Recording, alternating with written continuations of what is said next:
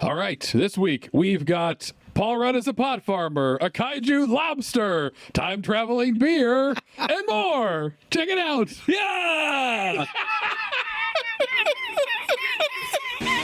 Nope, that was it. That was it. One take.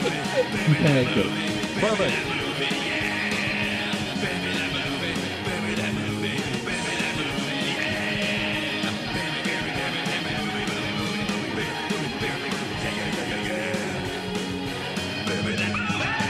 Well. Fancy seeing you guys here. Welcome back again, and if you've just found us, hello, welcome to Harrison's bathroom. And my ballroom.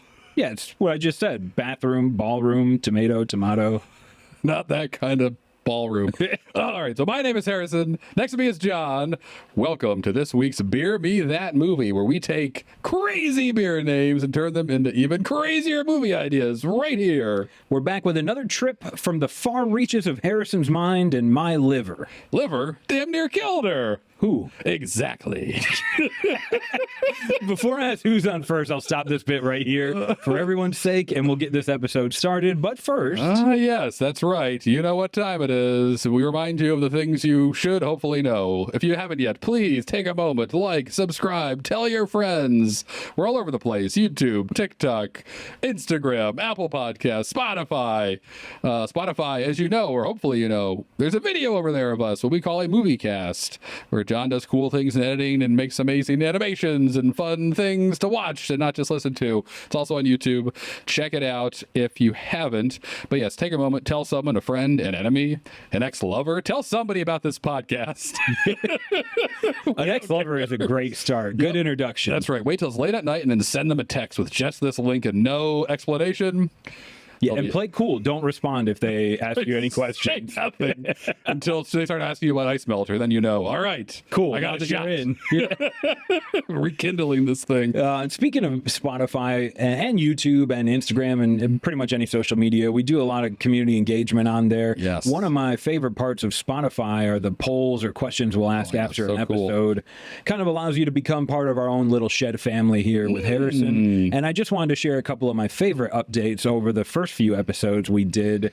The hustle is real, as you recall. Weird. Harrison's Italian accent. It's weird. The hustle's weird. It's also real. Involved a deli and carpet demons. We asked, what's the best sandwich? I expected varied results. I did not expect the winner to be the muffaletta. Oh, it's a great sandwich, though. That's two people that think so now. It's a great sandwich. It's huge. The only one I've ever seen is like the size of my torso. I think that's famous from Dagwood, the old comic strip, if you're old. Sure, yes. I could be wrong, but whatever. Interesting. Fact check it. Or not. We also, after feature episode called Motivations of the Heart, yes, we asked, would you rather eat a heart or have your heart eaten? Not a very hard one to answer. My favorite answer was eat one for sure and pair it with a nice Saison. Ooh, brilliant. Yes, better than Chianti. Exactly what I thought. Like instantly, I was interviewing Hannibal as a young female FBI agent and wondering why he pronounced Saison wrong, right, as he did Chianti. We asked a couple other questions too. Got some. One of my favorite movie suggestions was doing a Conan sort of barbarian fantasy movie, and the quote was brilliant. What is best in life? To hop your beer, to consume it with friends, and ignore the whining of our women. Yes, nailed. Yeah. There's two guys that have to justify a non-profitable podcast to their women, ignoring their whining sometimes. God bless you, wives. That's right. I would literally be dead on the side of the road without you. Yeah, that was great, though, to see all that cool stuff online. And what else? Anything else? Yeah, one of the new beers, which I asked about a missed opportunity after a Fast Five we did recently. What was maybe the best missed opportunity? And the resounding win was a beer we did called Tip Your Server. Yeah. Which was fun. It was about a man that died before he got to finish signing the check with a tip. So we're going to add that beer to our vault. If you've watched us all along, you know sometimes we pull beers from the vault as a random winner. Speaking of which, right, Harrison? That's right, we did. And speaking of which, we did it for the first time last episode. As you guys all know by now, we went into the vault and grabbed Rally Point from Service Brewing Company, and we made a movie out of it. So that was really cool, exciting to be a part of that and have it happen. And get to revisit something that I think we both, after we watched that episode and didn't pick it, we're like, Rally Point. Seemed like such a great idea. It did. So hopefully you enjoyed it, but we're going to recap it right now and talk through our thoughts. John, do you have any to start? I have a few. I mean, I'll admit really quickly that I was really excited to do a Western. Yeah. And then the moment we started it, I was like, oh no. Right. Can we just recreate Unforgiven? Because I don't know if I'm equipped for this. And editing it, this is the only time we've been back to record a new episode that I haven't finished editing the last one. I glanced back and forth between doing the whole thing in sepia. But I feel like that would scare some people away. It might. The movie itself, though, I think we've stayed true to your original idea about a rally point gone wrong. Right. I love that at that point we're doing 2 movies back to back that at least have a sheriff in them. You have to in a Western. Yeah. And I think I kind of like the way that it wrapped up. I don't know, Harrison, help me out. I'm trying to remember like some of the things I hated about it. Right. Wanted to change. The theme of all these shows is that John and I can't remember anything anymore at all. Not just about the show, it's about our life. I wake up in weird places all the time. So no memory of how I got there. Yeah, so a couple thoughts that I have, and as I'm sitting here, I'm also remembering, or half remembering, a few others, so we'll see how much I can articulate. But overall, super excited to go into the vault to do that. It's been talked about. We've talked about it. I've had people reach out to me directly who've listened to it to say, hey, that was a cool movie. You should go back to Powder Jones or Rally Point or whatever. So we're doing it. Obviously, there was some talk online, I think, about it, some comments on Rally Point specifically in the past. So pumped we got to do that. I hope you guys enjoyed the final result. Going back and listening to like the original idea, though, I really kind of thought in my head, this is gonna be like Reservoir Dogs in the West, and it like kind of was, kind of wasn't. It was, the beginning was kind of the scene you don't see in Reservoir Dogs. It's the shootout, so you get that missing piece in Rally Point, but then after that, like the gang quickly gets rounded up and is kind of out of the picture, and it was more of like a kind of adult and child action adventure movie once like the what's his name, here we go, Jasper Black. Thank you, Jasper Black. He was my favorite. Got together with the kid who was Jimmy. I think it's Jimmy. I wish I could say I'll go back and fix this in editing, but I'm gonna leave it. It's Jimmy. They kind of got together, certainly at the end, but then kind of started to join forces towards the end, all that stuff. And it reminded me of some classics, other movies that did that. Leon, the Professional's one, although Natalie Portman's character, great movie, but Natalie Portman's character a little looking back now. But maybe the most famous one is Terminator 2 with John Connor, and of course the Terminator. Like that's a great movie, obviously.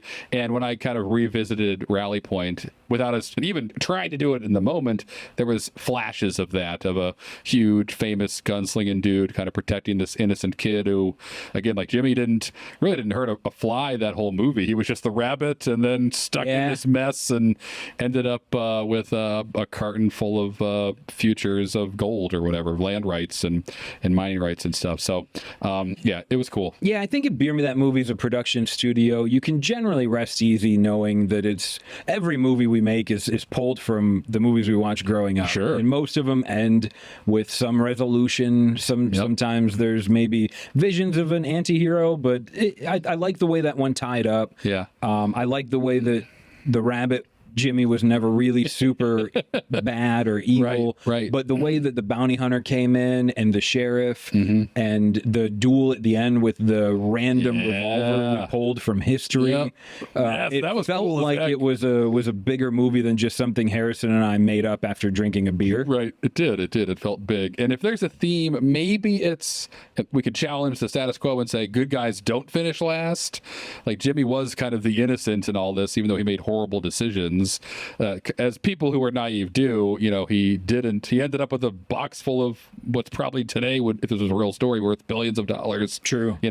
So, and even though he wasn't a bad ruffian guy, he was just trying to survive and not be horrible, and it ended up working out for him, which rarely happens in the real world, but it happened. Yeah, that's why it's a movie. That's it. Thank goodness for Jasper Black. But the world needs more Jasper Blacks to come help us us good working folks out. That's right. You're right. The world is missing even to Jasper that Black. point, maybe it was a little Robin Hoodie, which is sometimes a common theme here. But Jasper Black, the bounty hunter, Jimmy earned his trust, and he ended up being a really valuable asset at the end. Yeah, I'd watch that as a Western. I think it was almost like Goonies Western or something. Yes. Where it wasn't, it wasn't your typical. Yep. Yes, I know. Oh, great music, but yeah, we could insert some '80s synth rock instead. It could be all. Who knows? That's the fun part too. Obviously, the kind of experiment that is making this movie up almost on the spot is one thing. The final version of Rally Point, that could be. Oh man, it would be this one in particular would be pretty cool, and we could go a lot of different ways with it. But the one way we would definitely go is Val Kilmer plays Jasper Black. Ooh. For sure, whatever age he is. He can redeem, or not redeem, he can revisit his, what was his Doc Holliday character, get him a bigger mustache. That'd be cool. Maybe now Jasper Black is a dentist instead of these are things that happen in final cuts and whatnot. That's but right. Speaking of final cuts and whatnot, that's not a transition, Harrison, but I've already taken a couple of sips of the beer we're going to drink to get through this. That's right. So let's jump into there, talk about today's beer. As John revs up the Fast Five for us and heads on over to Drunk People Twitter. He's going to do that with his magical Beer Me That Movie portal he has in his hand here. It is definitely not an iPad. Okay, so what are we drinking? We're drinking Taco Life. That's right. This beer is called Taco Life. It is from Wilmington Brewing Company. So Wilmington, like where we are, Wilmington, North Carolina. It is a Mexican-style lager, and it's delicious. It's about 4.8%. It's got it's very simple Pilsner flaked maize, so some corn in here, Munich, Magnum, Supersazzer, delicious beer. They have a lime version too, but I got the classic today. It's hot. The can's already sweating, but it's going down smooth. So Taco Life is going to power us through. You said Supersazzer? Supersazzer. Is that like German for Superman? Yes, Superman, Supersaz, which is a kind of hop. I think it's like a jacked up version of it. That's kind of cool. I've never heard of Saz, yes, and a Pilsner, but never heard of Supersazzer. That's a movie I want to make. Yeah. It's a German Superman. There's probably a beer called Supersazzer. It's probably a German. It'd be depending on what time in history shows up. It could be a great movie or a horrible movie. What side is he on? All right. Maybe we'll find out tonight. But yeah, as always, not the beer we're making a movie about, just the beer we're drinking. So now we're going to find that movie beer right now. In Untappd. Let's see what we got. I'm going to pull it up. We're going to spin, and we're going to find some beers and drink some beers and... Yeah. Okay, good. Yeah. I think I scared Harrison there for a minute. But we're going to start with beer number one. Mm-hmm. First beer up tonight is from Stephanie, who checks this beer in from Thirsty Pups Brewery, and it's called the Wannabe. Oh, boy. The Wannabe. So if you were born in the 80s or the 90s, maybe, like we were, I'll speak for myself, though, when you hear Wannabe, you only think of one thing, and that's the Spice If you want to be my lover, you got to get with my friends. Something. Well, we all know the rest. Well, when you hear the song and the words come back to your brain, let's not understand how, or try to ask questions about how that works or why, but it does. Definitely not in a simulation. But I'm also reminded, though, when I see the Wannabe of the forgettable movie, I think it's just called Rockstar, with beer that movie favorite Mark Wahlberg, where he plays like a lead singer in a cover band for like a famous but fake 80s hair metal band, and like he tries out to be the new lead singer and he gets the job, and Mark Wahlberg is just shirtless with long hair singing in parking lots to people for 91 minutes too long. But this could be the Spice Girls version of that. It's some super fan of the Spice Girls, and she fights her way to become one of the Spice Girls and is a wannabe no longer. And this is a pretty classic, like, she's has everything, she loses it all, she's in the dirt, she gets to the top, but is the top what it really she thought it'd be, and then probably returns to her own Spice Girls cover band that's called something amazing like the Spice Rack or the Paprika Powder or something. She goes by Crafty Spice. And You're like, before everyone leaves, I've made these origami paper cranes for everyone. Right. She'd have to bring her own spice character, right? The Etsy spice, whatever it is. Anyway, that's what I had. Some kind of wannabe that becomes a member of the Spice Girls movie. I like where you're going. I'll go in a different direction, but stay true to wannabe. Let's do it. So, I mean, I guess I'm not sorry if this offends anyone. Oh, here we go. So my first thought after hearing Harrison go through it was the wannabe and how that could apply to like a stolen valor. Oh, wow. In the world. Oh, yeah, sure. Like, you know, at any point in most males' lives that grew up in the 80s, maybe even 90s, like at some point, masculinity told you should be a soldier. Yep. Or He-Man or G.I. Joe. Right. And everybody kind of wanted that. I would argue the smart ones didn't do it, but I fell for it. Some of you went off to college, whatever, started businesses. Congratulations.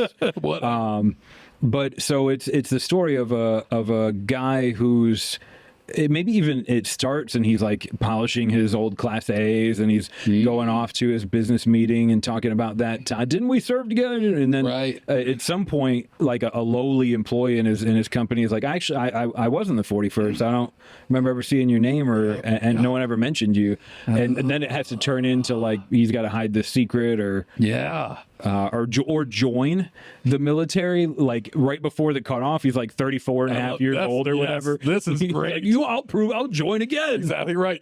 I like that. Like maybe he's getting all these benefits because he claims to be a veteran and like he's getting promoted because of it. At the Applebee's. He's like, if this gets out, my life is ruined. I need to go join the army to get my free Applebee's steak. Hey, whatever motivates you. But I think I like the way that turned at the end there. That'd be hilarious to have right now. Now you're just Pauly Shore in the army now. Yes. But that's okay. It's time to make another movie like that. It's been too long. Major Pain, that one. Where are those movies? Those were fun. Major Pain was great. In the army now was just Pauly Shore. Yeah, just Pauly Shore for a little bit. He doesn't run a movie either, so don't worry, he doesn't feel bad. I like that though. That could be fun, hilarious. Right? It could be dark. You could make that movie dark, but also it could be a gas and embarrassing and kind of stripesy and funny and yeah. Yes, I like that take better. He's eating his free steak at the Applebee's on Veterans Day, and someone just has a conversation and calls him out on some pretty easy to recognize lies. You're like, oh yeah, I flew the airplanes for the army. Right, I was which ones? I did all of them. All of them, really? Yeah, I was in a squadron of just me. Just me. I flew them all once. That sounds like you've had too much of the Long Island iced teas here, sir. Yeah. Full of baloney. I defended Detroit from the Northern aggression. Right, in the French and Indian Wars. Yeah. Oh, okay. I'm not sure if we honor that for free states. I'll prove it to you. You're right. Somehow he has to that could be fun. Yeah, I like that. That could be fun. I like your take on stripes. Okay, cool. Wannabe. Didn't know we were going there. We did until we got there. And as per new rules and regulations, we're already one down with 4 to go. Right. Let's see what happens next. All right, coming up next then, Harry, for number 2, we got beer from Brian. This is made by Hopfly. Ooh, love them. Harrison's one of favorites. That's right. This beer is called Loudspeaker. Ooh, talking about me.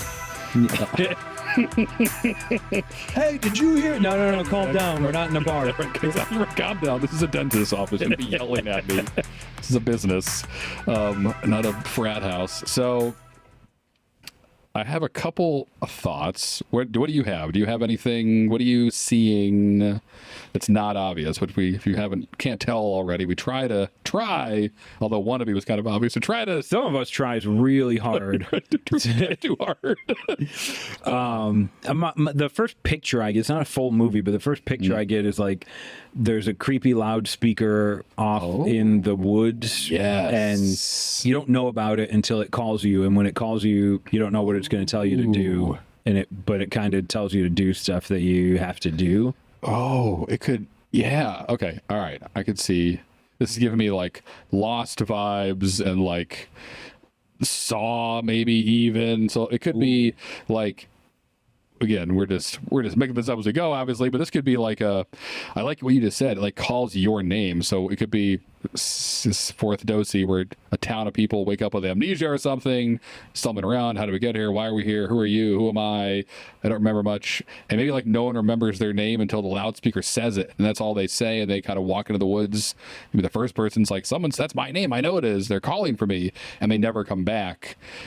And so the whole movie is kind of people remembering who they are, trying to remember how they got there. Memories start to come back, but each night the loudspeaker calls somebody, and maybe the next night or that day before the next person's name is called, someone does something that like breaks something in the village or causes some disturbance, and then their name is called. So you're trying to like figure out what are the rules in this village, and if you break them, do you get called into the woods? Is that good? Is that bad? Like, it's just a whole mind puzzle, obviously, that you try to unravel. So, but your actions might influence what the loudspeaker does each day. A take. Yeah, I think it's similar, but different. So we're going to retcon some of that. That's fine, and we'll see where this goes. But the loudspeaker calls you, right? So it's near me and Harrison, and Harrison can hear it say Harrison, but I can't. Oh, and he just gets up and he walks towards the calling, and it tells him to do something. Okay, which could be something like rather mundane, like Harrison, tonight at midnight, delete the Beer Me That Movie podcast. Okay. And you're like, why would I just spend a lot of work? I don't know why I would do that. But there's something that happens where you feel like you have to do this. You don't tell me about what happened. You're just like, yep, everything's okay. Midnight, you delete the podcast, and then you get something for that, something dear to you, like a Beer Me That Movie yacht shows up in your house driveway the next day. And it's cool. And you're like, I'm sorry I messed up the podcast, John, but we got a boat now. Right, okay. And sorry it's taken me so long to get here. No, I see it. The speaker calls you the next night or later on, and then asks you to do something a little more evil. Yes. At the cost of if you don't do it now, you lose what you gain. Yes. Ooh, I love that. So it's like here's a piece of candy metaphor. And now that you like that candy, go kill your grandma. Exactly right. Well, you like that candy, don't you? You want more candy, don't you? Like, want more boats, right? Bigger houses. Well, it's going to cost you. Someone's going to eventually have to pay for all this. I like that. So you're kind of a drone to the loudspeaker, and at first it seems fine, but then you got to pick between the loudspeaker's gifts and your life or someone else's life. Ooh. And I like that only you can hear it. Or maybe it sounds just like a blah, like the Peanuts voice to everybody else, unless it's your name that night. Yes, it could almost even be a little big nosy where like you choose to address it and it talks to you, or you tell it what you want, and then that's a lot like big nosy. But it might already know. It probably. I think in this, I think I'm happy believing this mystical loudspeaker also can read your mind. Yeah, like I wish I wouldn't have got diabetes. Right. Cool, go delete Beer Me That Movie, and I'm like, this is never going to work, but I'll try it to have it backed up on a hard drive.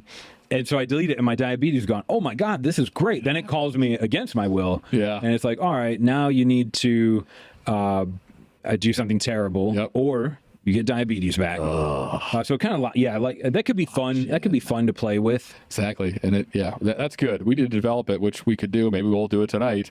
But I could, so you can see that get to a point where, people are pitted against each other, maybe in one-on-one combat where it's like, they told me to kill you, no, it told me to kill you. I don't want diabetes again.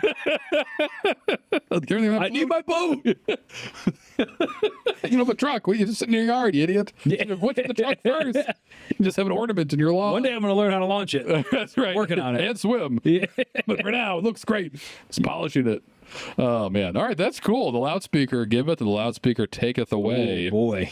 Doesn't it ever? Not just your eardrum ability to hear or whatever, if you're too close to one in the real world. Oh, yeah, like after it gives you a task and you're like, I'm going to take my time on this. You just have like a constant in your ears until you do it. That could be like tinnitus. That would be creepy, too, where you're like, you have to do it to get the sound to stop. A lot of power there, and a lot of potential metaphors. Cool. Yep, just a random loudspeaker. All right, random loudspeaker. That could be fun on the fly. We could do a lot. Could be hard. I don't know where the movie goes or how it ends. We see the beginning of the world. We do have to figure out Right. What's the story in it? We're close, though. It'll come to us if it needs to. True. Just like the loudspeaker. Yeah. I'll hear it. I'll hear Please don't delete the podcast. They'll have to murder us. I'm doing this for our boat. You don't understand. Our boat. That's right. If we pocket from a boat next week, it worked for now. Right. Coming up next for number 3, which is given to us by Brad, made by DC Brow Brewing Company. Good stuff. We haven't seen them on the podcast at least in a while. I don't remember them, so it's nice to see this beer from them called Joint Resolution. Okay, cool. Obviously, DC Brow in DC, so a lot of their beers are kind of themed around DC things, Washington, DC things, but let's stay away from that for obvious reasons. All right, Joint Resolution. So I'm looking at joint. I'm thinking about knee joints. I'm thinking about the Spike Lee joint. I'm thinking about, it could also be, we've done a lot of movies about the Mary Jane and marijuana, but so what? We could play with that again. There could be some joke in there. What are you thinking? Like there's a meeting of gang leaders and they share a joint, and that's how they come to an agreement. Like, all right, that's your turf, this is our turf. We got the Kmart, we got the Walmart. Got it. Split up. Oh, I like. I mean, sure, that's just any movie, but I like the idea maybe of like a play on the word joint resolution. Yeah, resolution. We'd have to. It could be some kind of divorce thing. A couple maybe. Yep. They own a pot farm. Oh, that's way better. I was like, we split the motorcycle. Yeah, no, nothing is pedestrian. This is going to be okay. 6 or what's it called, weeds or something really quick. And maybe like. So they're getting a divorce for whatever reason. They start to resent each other because the husband runs the pot farm all day and the wife has another job. But as part of the divorce proceedings, they like split the pot farm, and so now the female character has to work the pot farm every day because it's like now it's part of her investment. It's like a big battle. Like, I'm not getting. I worked for this, and she's like, I raised our kids so that you could work towards this. Exactly. Like, I'm not giving up my half. So the judge splits it, and they both have to work in the field, which of course puts them next to each other every day in the greenhouse or whatever. But now they're interacting more, and of course, at first they hate each other, and then they remember why they fell in love. And maybe it's one of those movies where they get divorced and then rediscover every kid's dream. They're certain half of the kids in the cook. Okay, that's fair. maybe not. You guys need to cool down. Right. Split up, work in the fields together. Come back to me when you get along. That's right. Go smoke weed all day. That'll solve it. I like. There's room for like a rom-com. We haven't done one of those since in a little bit. They come up frequently. They're a popular movie genre. I guess we could blame it on that. I'll have what she's having. Just riffing a giant joint. So there's room to play. Like, the husband felt like he did all the work on the farm, and they were separate. They weren't like getting along as a unit, and the kids went to college, and he was like, "Oh, there we go." They split up. But then as the wife has to work in the fields, and then she's like, "Damn, I have to ask him about this." Yeah. But then she starts thinking, we could take this online. It's legal now. We could start making edibles. I've been baking forever. I learned how to bake my French goods from the sheriff from Big Nose. And she has ways that they could expand the business, and they get along. Somewhere in the middle, there's a big, like, maybe his banana whale comes out of the somewhere. There's something to take all this goodness and then set it back. Spoil it, of course. Yep. Whether it's that'll be good. They criminalize marijuana again. Cannabis is illegal. Your farm is worthless. Wow. Oh, that could be something. Right. And they turn it into a CBD farm and they sell that because that's the same thing but different. Same thing but different. Right. No one's smart enough to realize that. I like that. There's a lot there. It's funny. I can see the funny scenes. I don't know who plays who yet. We can play with that. All my answers are wrong. It's just Hugh Jackman and Julia Roberts, but they're 80 now. Yeah. That can't be. It could. It doesn't matter how old you are, but I'm imagining who's the next Hugh I'd love to see Paul Rudd as the husband. There we go. Ooh, now you're bringing me back to reality. Yeah, Paul Rudd would be good. Who could be? It could. You know who is funny but doesn't do enough funny stuff? Scarlett Johansson has a great. She does. Humor. In her, she was great. Right. Not really super comical, right. But I loved her role there. Yep. Something like that. I mean, obviously, who knows? But that'd be fun. Throw them together to fight over a pot farm. That's what initially I was thinking. Kristen Wiig, who would kill it. I think. Sure. It'd almost at that point it'd just be a comedy. It'd be right. Every scene would be twice as long as it needed to be, but still funny because everyone's riffing forever. Oh, the bloopers would be gold. I'm happy with all those. There's a movie. Here's tangents. Maybe we'll leave this in the show. There's a movie Paul Rudd was in, and I don't remember the name of it, but he plays like a 30, 40 something married guy, and their marriage is kind of. Yeah, which this sounds like a lot of Paul Rudd movies. That's fair. Is it This Is 40? I think it's This Is 40. I love that movie. There's a scene where they're in bed and they're arguing and he keeps farting. Yes. This was like non-scripted. Yes. This was just Paul Rudd actually chucking farts out. Farting out on Leslie Mann. God, that's it. Right. God bless her. She's like, this is why we can't have sex anymore. and, like, that's the part of acting. Whenever you're watching a show and you're like, man, I should have been an actor. Like, are you confident enough to just sit in bed and rip ass? To fart on Leslie Mann. Beautiful Leslie Mann. Fart on her. I don't think so. But Paul Rudd is. He's a god among men. He is. He's great. And he hasn't aged since. Also true. There's photos of him. It's from the Civil War, I think. Yeah. He doesn't want those out in the public, though. Don't look for him.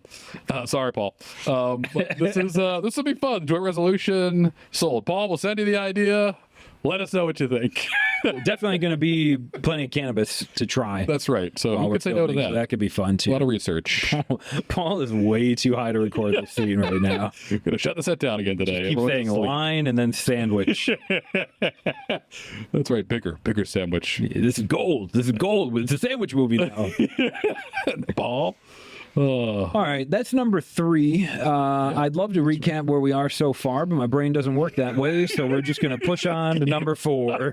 All right, number 4 in this Fast 5 comes to us from Kurt, made by Narragansett. Ooh. But this one is called Fresh Catch. Aha. But I feel like it almost has to be inspired by one of the greatest movies of all time, with Narragansett being the maker. With Jaws. Yeah, it has to be. So let's not even think too hard about it. There's a lobster on the logo. What if it's Jaws with lobsters? Love it. We're going to need a bigger butter. A bigger bucket of butter, a bigger boiling bucket of water, a bigger everything. Oh my gosh. This will be fun. I mean, mechanically, sharks don't kill that many people. Sure. I think lobsters kill less, but if if Jaws could scare the whole country away from a beach for years, we could have fun with the fresh catch lobster version. Scare people out of the corner of their supermarket with the lobster tank for years. Right. We could terrify even more people than Jaws. This could, and what do you have? What else do you have? I'm seeing we could do, I don't know, it could be all kinds of things. I mean, I want to just make it Jaws with a lobster. Huge lobster. Like kaiju lobster? Yeah. Never mind. Now it's better than Jaws. Bigger. This huge lobster. You just see a claw lift up above the ocean surface that's like the size of 5 boats, five military boats. Smashes them in half. That could be a fun way to end it, that maybe we figure out. Maybe it's not start that way. It's small lobsters run amok and they're getting bigger, and chemical spill. We don't know. It doesn't matter. Just like in Jaws. Why is this shark doing this? It's not about that. It's just about shark. The power of nature. So nature's back once again, reminding us that we stink. Red lobsters going down. Right. They're not being overfished anymore. Right. That's right. Red lobster's out of the right. That could be where it starts. Red lobster goes under, and now lobsters are running free, getting huge because they grow forever, right? Like crocodiles or whatever. They live like not uncommon. You could find 100-year-old lobster. Yes, you definitely could. The smart ones just hitting into a rock somewhere. But yeah, they go amok. They terrorize a small town, and some wisecracking general's like, "What do we got to do to stop them? Boil the ocean?" And the wacky scientist is like, "Aha! I have a way. We have to blow up the mantle, and the steam will kill them all." So some guy's some Arnold Schwarzenegger, Bruce Willis type's got to fly down to the bottom of the ocean and blow up a crack in it to steam all these lobsters to death. Can't we just shoot a missile? No, it has to be piloted by a man. Shells, right? Exactly right. A man has to do it. Oh, a man. One that's in love with a woman scientist studying the lobster. Can't anyone else do this? An older guy who's lived a full life? He's the fisherman. Right. I just got to this town. I'm just a librarian. Right. So librarian Bruce Willis has to shoot down there into the mantle and blow it up, and they think that did it, but it just released a giant kaiju lobster. That's how it ends. It ends with Godzilla lobster coming up, and they just made their problem 10 times worse. The eastern seaboard is feasting on these beautiful saltwater poached lobsters and fish, probably, because you boiled the whole ocean. Well, a huge part of it.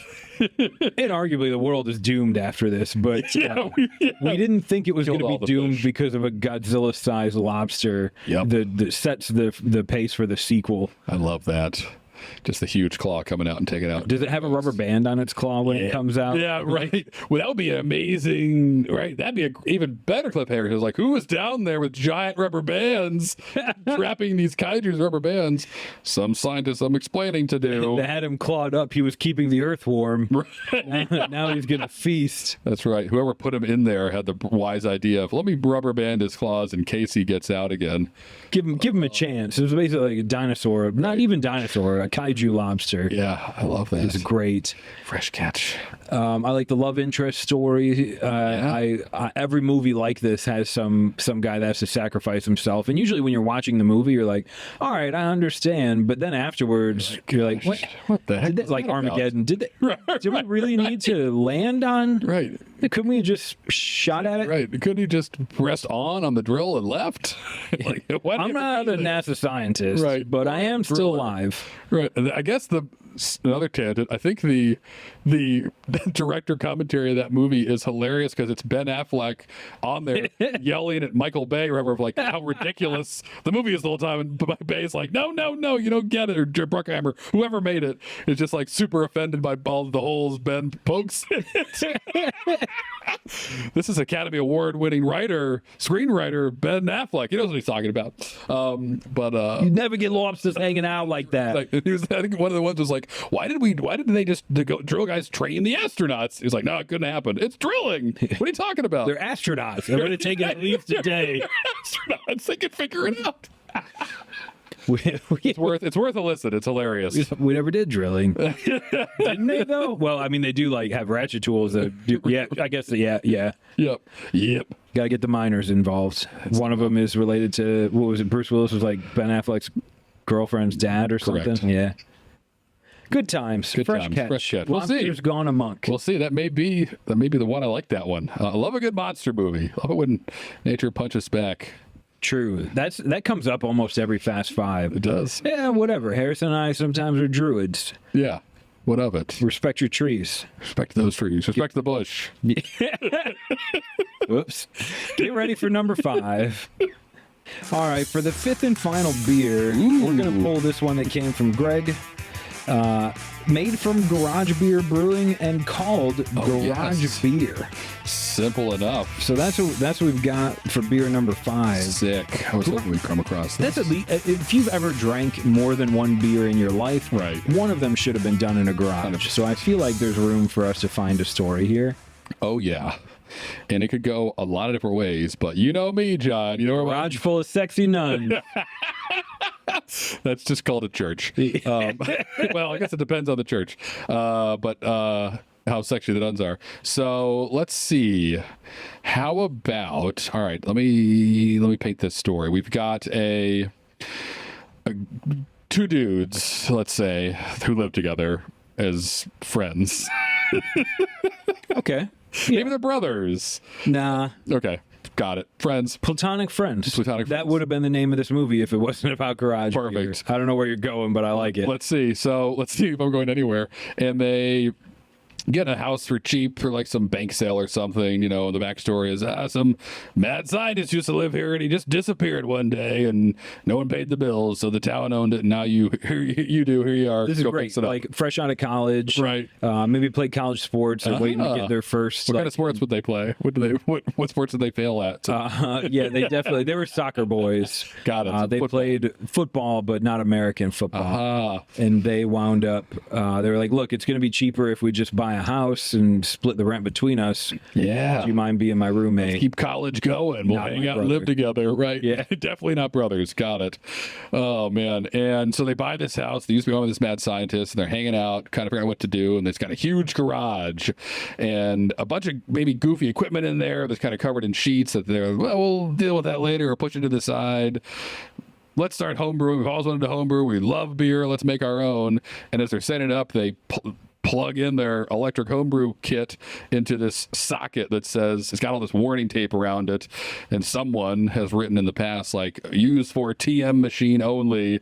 Like, oh, what's that? I don't know. It's our house now. All the outlets came with it. We can use whatever. They plug the homebrew thing into this thing that maybe used to power a time machine, and then through the magic of movies, now they've unlocked more than just beer in their homebrewing, and it can go a couple different ways from here. But we can start there, where this garage of beer they're brewing up is powerful stuff. Maybe too powerful, but we should talk about what it probably does or could do. Yeah, well, you said that the electric outlet was specifying TM machine only, and anyone that's listened to more than one episode knows Harrison's love for the mystics. Sure, let's call it that. Would you say that TM machine only implies that this house used to have a mad scientist / like time travel nut living in here? That's right. The time machine. The time machine. Love the word machine. Yes. So there's a tie, so they end up using that plug because it's their house. Do what you want. Yeah. And what do you use when you're brewing beer? Like you have like a heat up the water so you can put the mash in there. Exactly right. That's how they're powering it through this machine. It's an electric brew kettle, yeah. It's not a time travel machine, it's a brew kettle. It is. But it does something now to the beer. Exactly. Some magical purple smoke happens and they don't happen to notice because there's also a jukebox or a boom box in there left over. They're playing music through and stuff while they're brewing and hanging out. And you got to listen to music while you're brewing. You have to. It is super important. You got to make the beer happy and yourself. You're making beer. It's a great time. And why not add some music? And then they... yeah, and it could just be as simple as like one day they're drinking their first beer and they're sitting down in the garage and they're listening to music and they take their first sip and they're both like, whoa, I feel great. And I've only had one sip of this. I can't wait. And they start just pontificating as they're listening to the Beatles or something of like, wouldn't it be cool if we, got to be there in their garage when they played their first song together? That would have been wild. And then all of a sudden, poof, snap. They're thrown to 1964, 3, Manchester, wherever. Definitely, probably Manchester, a place in England, right? Manchester, where they also played football. I don't remember. Yes, football. I love this because the tie-in, like beer is made in a garage, but also most of the world's best music started in a garage. That's clutch. There we go. So this beer is and now it becomes kind of Bill and Ted with beer traveling through time and being there for like Nirvana's first practice and the Beatles' first practice, and maybe they even do something each time they go to one of these practices that like helps them. Smells like Teen Spirit in here. There you go. Yeah. Right. You should turn the gain up here. You should Ringo or whatever. You should he's doing fine. Paul, you should poke a hole in the Paul. You're useless. You leave the band. Paul, didn't you die? Why were your shoes off on the cover of that album, Paul? I gotta know. What are you talking about? Hey, what are you talking about? I don't know. Wow. Yeah, Harrison, your English accent's almost as good as your Italian. Maybe we have to make this movie just to hear me sound like a Beatle. Just a movie where Harrison is a Beatle. What do you do? That's all I can do. Just like, hey. I'm gonna make kids at ladies' feet. Oh, gosh. All right. That's what I got, though, for garage beer, time-traveling garage beer. I can see the world and all the people in it. We have yet to make a movie really about beer. I think we got close one time. Yeah. There was a movie where like a guy went from Cincinnati to Cleveland. Oh, that's right. The Emissary, I think? Yes, the Emissary. And he ended up loving the beer in the other town more than the beer he made. So we haven't really touched on, and this isn't fully a movie about beer, but it embraces the garage beer, includes time travel, and somehow influences music, which I love, but you're actually good at, not just in like knowledge, but I sit next to a drum set most of the time to record. That's right. You made our theme music for Beer Me That Movie. Guilty. So I think, and there's room here, like maybe the two not brothers. They're thinking about starting a real brewery. Yep. So they get to ask, like the Beatles information. They're like, oh, what would you name your beer? Right. What do you think the Beatles would say, Harrison? Oh,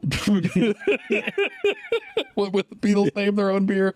The Hopples. I don't know. They would say something they couldn't understand. Sounds so like it's not British. It's Beatles. Beatles, right? They would ask and they couldn't understand the answer, and they would just be like, "All right, well, I guess do we take another sip of beer to get back, or garage beer? How do we leave?" Right, exactly. Don't have a panic attack, which I would if I was all of a sudden back, 70 years from now, or in the past. I'd be curious, but then I immediately would start freaking out, which was why insane asylums are full of people. Just time travelers actually did it. Oh my God, I lost my reception. Right, how do I get back? I'm an idiot. Why did I do this? Oh, that's a good point. Any real time traveler very likely would have just freaked out and been locked up for witchcraft immediately. Bummer. Speaking the wrong language. That's right. If you're out there and you're stuck, we'll listen to you. Give us a call. Time traveling like back to last week, profitable, great, easy. Time traveling back 1,000 years ago, silly. You're dead. Unwise. Exactly right. You twist your ankle and they got to cut your foot off. Yeah. You're just bleeding to death in a field. Don't worry, I know how to fix this. Don't drink the water, but the moonshine may also blind you. So good luck not dying of dehydration in the next 48 hours. This guy's the doctor. His hands are covered in mud. Feeling mud. What's mud? That's what we eat and sleep in and bathe in. That's just the stuff that stuff's made of. It's called miasma. Exactly right. Oh my gosh. Woo. Okay, so we made it through our first fast five beers. With the help of Harrison, I'll rename them all. Oh. Wannabe. Yes. Fresh Catch. Yep. Okay, you go here. Loudspeaker. Loudspeaker was great. Loudspeaker. Joint Resolution. Yes. Paul Rudd. Paul Rudd, we're coming for you. And Garage Beer. And that's all five. We did it. Teamwork. Good job, us. You don't need a memory if you have a friend. Yeah, right. We can both forget together. So all those are kind of like, I think, on the bubble for me. If I had to pick a favorite, it's probably Loudspeaker or Joint Resolution. Wow. I think I would do Fresh Catch or Joint Resolution. Or Loudspeaker. They're all good. You're right. We did a good job. We're trying to do. Keep the cream at the top or whatever they say. Cream get the honey. Cream get the honey. That's a throwback. Cream get the honey. Okay, so you want to throw on 1, 2 ultimatum? Let's do at least 2 ultimatums. Give us some room to wiggle, and then we'll pick that feature. Okay, I heard at most 2. So here we go. So for ultimatum number 1, we're going to stop on a beer given to us by Ethan, made by Tox Brewery. Nice. This has got a beautiful photo. It's called Clurichaun's Mischief. Oof, all right. Harrison, you're somewhat of a leprechaun expert.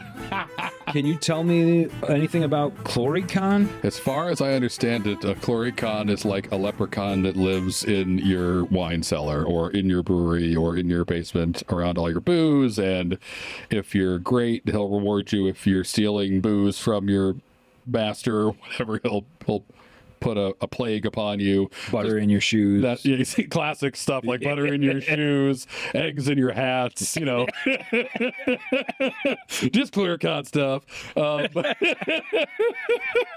Yeah, so we all know what I'm talking about. But yeah, so yeah, just like a leprechaun, but booze related leprechaun, which is hilarious if we needed that, which whatever we do.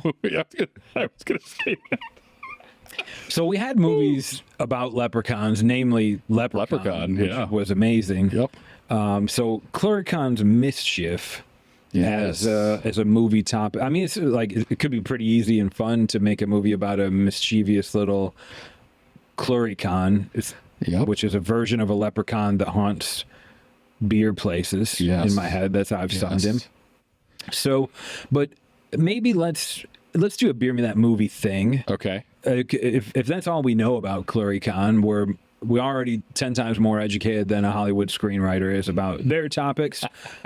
So let's involve a little backstory. Okay. And so Clurichaun's messing with this winery, brewery. They probably don't know, but like that batch of beer went bad again. It tastes like butter. Yes, we're doing it. And then maybe over time in the movie, we can fill this in. We find out, the viewers find out that Clurichaun is being haunted by a more nefarious fellow. Oh, another one of those. And I don't know why, but yeah. So Clurichaun's set up to take the hit on this movie, ruining the brewery, and then maybe he has to become friends with the brewery to help beat this larger. Let me show you why. Let's enhance. I think we can click into this, and there's a little bit of a story already in the logo of this beer, if I'm remembering correctly. Working on our enhance machine. So, now I got it. Enhance. Got it. So in the picture, we can see Clurichaun here having a good old time, having a blast, drinking pint, a huge pewter mug with doing a cool exactly what you would tri-corner hat on. This is beautiful. It is. I love it. I love the artwork. Behind him, there's the Tox frog. That's right. Tox's frog is hanging out next to some spider up there. Wine bottles. There's some spiders, as all the basements have. Where you keep scrolling. Who's this? What in the French fry hell is that? What is this? Oh, why is that happening? That is right in this photo. Caramba. That is nightmare fuel. That is like, I'm having such a lazy happy day. Right. I'm gonna kill everything you know. They built this brewery in the wrong place, and if you're just listening, there's like a golem type alien, creepy, emaciated chud type creature crawling out of a hole in this basement that's just right next to the Clurichaun. So I love that. I mean, now we've got a movie of we've got kind of Clurichauns versus underground dwelling, the scariest thing you've ever seen, just pale as a ghost with fangs as long as a wolf's and spindly, creepy spider fingers. And it could be, I like what your setup is perfect of like, it's all fun and games to start, but then maybe the mischievous stuff stops happening and more nefarious things keep happening, and they're like, whoa, this is a little bit different. It's not as lighthearted as before. What's going on? And we learn that it's not just a Clurichaun in your brewery. You've got a straight up demon in there as well, and you got to kind of team up with the Clurichaun to eggs in the hat. Not a big deal. Chopped my cat in half and put it in the mash tun. That got weird. Yeah, moving 0 to 60 real quick, faster than even Vin Diesel could. But not on Japan Road, not on Japan Boulevard. Excuse you. That's a Fast Five joke. This is something, a battle of mythical creatures with humans kind of in the mix that could be fun, and it definitely would be fun. I like this. I like Clurichaun's mischief. Maybe not all of his mischief was his own. But certainly not the bad stuff. I think half cat. Everybody knows leprechauns have a lot of gold. They love riddles. They're teasy little bastards. But they don't usually kill, murder, vex, like you nailed it. Yeah. Butter in the shoes, egg in the hat. That's leprechaun. That's Clurichaun mischief all day. Half cat, demon. Yeah. Know the difference. You don't even have to call a priest to figure that one out. He'll know immediately. Oh, you got a leprechaun problem. Right. Oh, nope. Half cat. This is a pope thing. We need a bigger priest. Right. Someone up protect your toilet? Well, it could be either. That's right on the line. I don't know. I'll bring an expert. Well, let's check what's in the stool. If it's mice parts, probably a demon. Demon mice? They're in the basement. I don't know. Just eating whatever. That's fair. Basement dwelling. Leprechauns poop full of cheese and Skittles. That's right. It's a lot of stars and clovers. A lot of candy in this. Oh man, you need to have a digestive problem for sure. Yeah, I don't know. I like the premise. I don't know where it goes, but I've laughed a lot. I did laugh a lot too. We could have fun with that. Okay, cool. That's a good first ultimatum. A lot to do there. And here we go with the last ultimatum of tonight. For the final ultimatum of this Fast Five, we're going to go with... So this beer is given to us from David. Yes. And it's made by Equilibrium Brewery. Great brewery. And it's called Runoff. Which sounds boring. It does sound boring. But what can we do? Can sprinkle some beer? Harrison's the king of boring. Yeah. King of boring. I was bored and boring. And I made something. I meant that as a compliment, but it only came out as an insult. I get you. You're like the king of boring. I know what you meant. So let's see. This could right away. So Runoff is like water off a road, lame. Next level of a little less lame and boring is like just a movie about jogging. But what if Runoff? So it's kind of like I'm thinking like Face Off, but hold on, we're not taking people's faces off yet. This could be some kind of like small town, even smaller. We say small town 90 times every episode. True. This is a cul-de-sac. We're in a neighborhood, small neighborhood in the cul-de-sac, the smallest cul-de-sac ever. It's basically a dead end, but they call it like maybe 8 houses. Like I'm thinking like Desperate Housewives, like that's a thing. That level of neighborhood where everybody knew each other and saw what was going on across the street. Okay, but and it's basically 2 middle-aged dudes who get into a dispute about someone's fence being too high or someone grilling too late or something dumb. People that don't have real problems and are bored. Yep. But they decide to settle it with a runoff where they both try to like get in shape for like the turkey trot 5K, and whoever comes in first gets to keep their fence or keep grilling or whatever. And the whole neighborhood gets involved, and they're betting on people, and there's side things happening. Sabotage is going on, maybe, or attempted sabotage. And everyone's way too invested. Get a little like Capulet Montague. Exactly. Maybe the one guy's daughter loves the other guy's son. Yep, sure, we could do that. It's the Sharks and the Jets. We could get some West Side Story, make it a musical. We could do all. We just read. But Nardo, it's my first runoff. It's me, the Beatles. Talking to us in Italian accent, I could just mumble things and like a beetle. I don't know where this cul-de-sac is. It's very international. It's very melting pot cul-de-sac. Just like the show here. Guys, that's Run-Up. I don't have the whole thing, but I think we kind of have most of it. I'm trying to. Okay, so I mean, it's basically an Eddie Murphy film. He plays every character. He loves playing dads that live in cul-de-sacs these days. It's his type. He's typecast. I'd love to get. I think of the guy from King of Queens, Kevin James. Cop. Yep. Yeah. I'd love for him to be the other dad. See if we can get Carrie from King of Queens to come back in. Just call him Doug. Just basically make it King of Queens, where Eddie Murphy lives across the street. An unofficial reboot. You only had the turkey trot trophy because your wife won it this year. Right. Well, your wife won it last year. I'm going to win it this year. Right. You couldn't run to my driveway. So there's a lot of little comedy moments, but I can't find yet like where the meat of this movie lives, other than there's just a lot of opportunity for jokes back and forth between these dads. The wives are like best friends. They're like, honestly, this is great. Right. I love He's been doing the laundry. He gets up early and he runs. He takes the dog out. Like they're like conspiring to make this happen forever. Yes. Like, oh yeah, I was talking to Sally and she said that Doug got a treadmill and he's been out there all night. Doesn't even watch football anymore. That's right. It would probably have to. So obviously they're head to head against each other the whole time. It would probably have to end with some kind of joining of forces and using their newly acquired running power for good to benefit the cul-de-sac somehow. Like a week before the turkey trot, the new Swedish family moves in, like 2 houses down in the the dude's like 6'8". He's got legs longer than both of these guys. Like, I ran from Sweden to Norway and Norway to Iceland and back to Sweden. It was just today.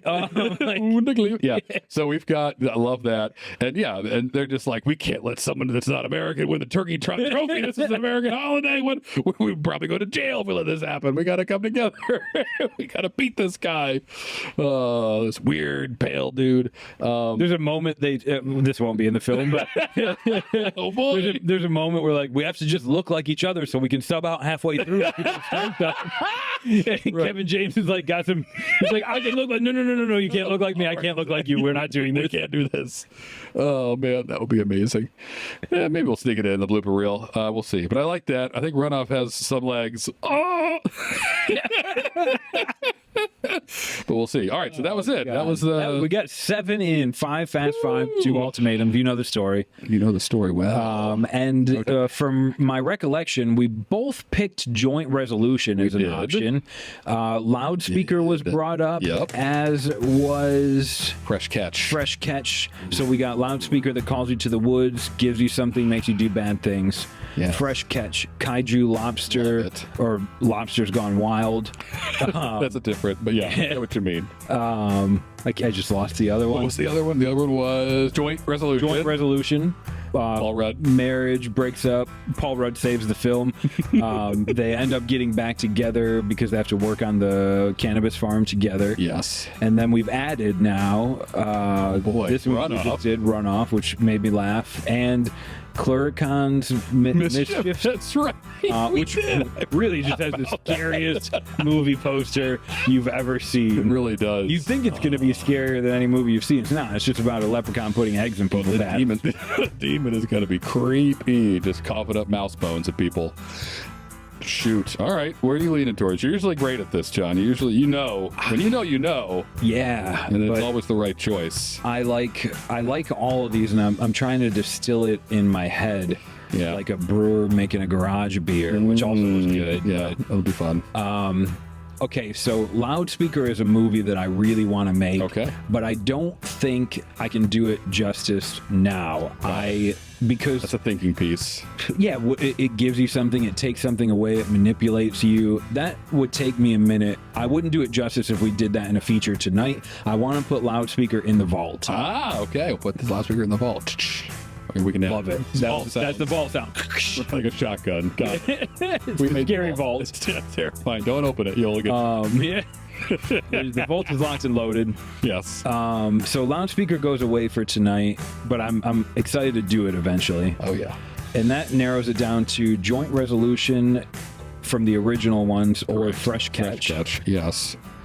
We got Clurichaun's Mischief. I'm going to throw that one away because while it was scary and funny, I don't know if I have a whole plot that I can pull from easily. Sure. And so that takes us down to Runoff, which is hilarious. And the Swedish guy moving in at the end that's big. Kind of saves. I like that spin. We're enemies. Oh, gosh, he's our enemy now. Enemy, right. And they both get to keep the fence and the grill at the end. And the Swedish guy ends up being a great chef. Or that, right. Okay. Yeah, right. There's a Swedish chef. Meatballs, or I don't know, I can't do. These are great. Are there dill in your meatballs? Bjorn, you're one of us That's now. right. It's a good jelly. Yeah. Oh. Plus, I mean, I think Swedish accent's kind of fun. So that gives it an extra point. Okay, so I've taken us down to 3, Harrison. Okay. Fresh Catch, Joint Resolution, and Runoff. I think Runoff's in the lead for me. Okay. That would be fun. It's a fun, lighthearted movie. A lot of running jokes. I like that one too.